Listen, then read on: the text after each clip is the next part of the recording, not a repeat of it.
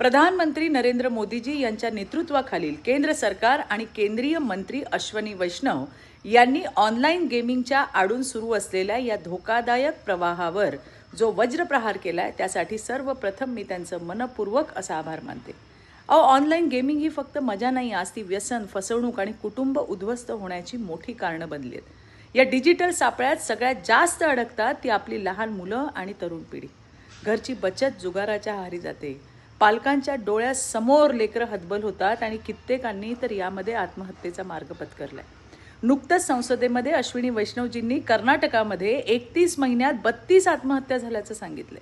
हे आकडे फक्त आकडे नाहीत, ही कुटुंब उद्ध्वस्त झाली आहेत। गाझियाबादमध्ये ऑनलाईन गेमिंगच्या माध्यमातून धर्मांतर आणि जिहादी विचारसरणी पसरवली जात असल्याचं सत्य आता उघड झालंय।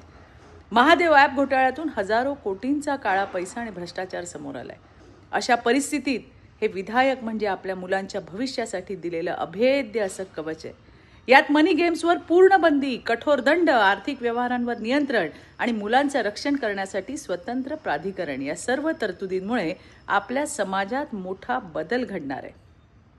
त्याचबरोबरीने ई स्पोर्ट्स आणि शैक्षणिक गेमिंगला कायदेशीर मान्यता मिळणं ही सुद्धा एक ऐतिहासिक बाब आहे।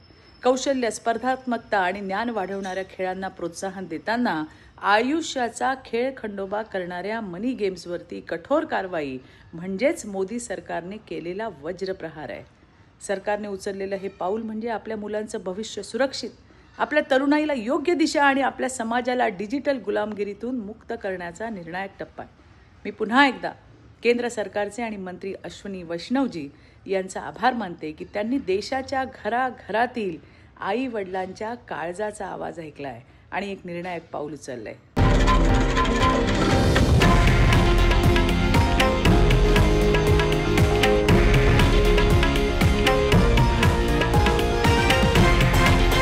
हे आहे देशातील नंबर 1 न्यूज नेटवर्क आणि आपण पाहत आहात TV9 मराठी, एकमेव।